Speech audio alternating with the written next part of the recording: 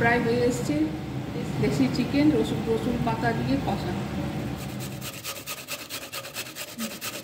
আমি অল্প করে সর্ষের তেল দিলাম, কেন আজকে অল্প তেল দিয়ে পেঁয়াজ বাটা, এখন বাটা ওই মৌরি আর বেটে নিয়েছি, রসুন আর তেজপাতা গোটা দিয়েছি, রসুন আর মৌরি আর ওই লবঙ্গ, এলাচ, দারচিনি একটু পিষে রেখেছি, কাঁচা লঙ্কা দিয়ে দিলাম, আর এর মধ্যে আদা রসুন আদা পেস্ট, একটু জিরে, আদাটা বেশি আছে, জিরে, শুকনো লঙ্কা,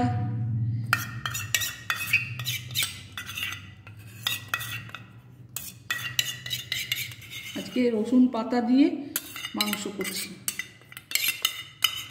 এর মধ্যে সব দিয়েছি। এবার আমি রসুন পাতা বাগানে ছাদে রসুন হয়েছে, ওই রসুন পাতা আজকে আমি ছোটো ছোটো করে কেটে রসুন পাতা দিয়ে চিকেন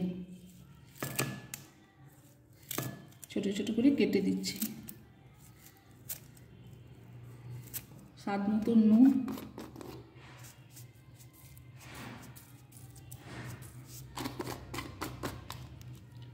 হলুদ দিলাম,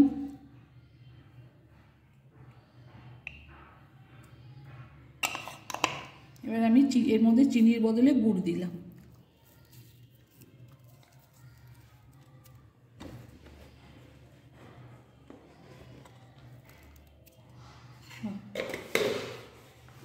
ভালো করে ধুয়ে এর মধ্যে দিয়ে এখন নেড়ে সব কিছু দিয়ে নেড়ে ভালো করে ঢেকে দেবো।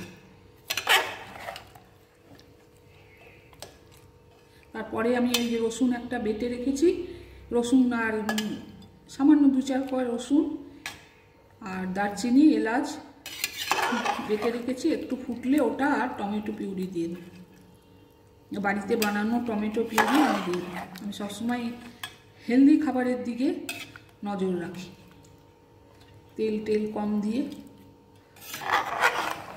এর মধ্যে রসুন দারচিনি এলাচ আর লবঙ্গ যে পিষে রেখেছিলাম ওইটা এবার আমি দিয়ে দিলাম, আর তারপরে দিলাম টমেটো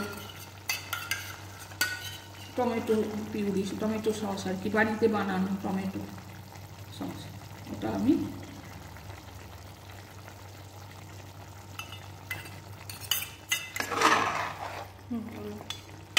এবার আমি এটাকে সব এগুলো দিয়ে ভালোভাবে মিশিয়ে এটাকে একটু কষাবো।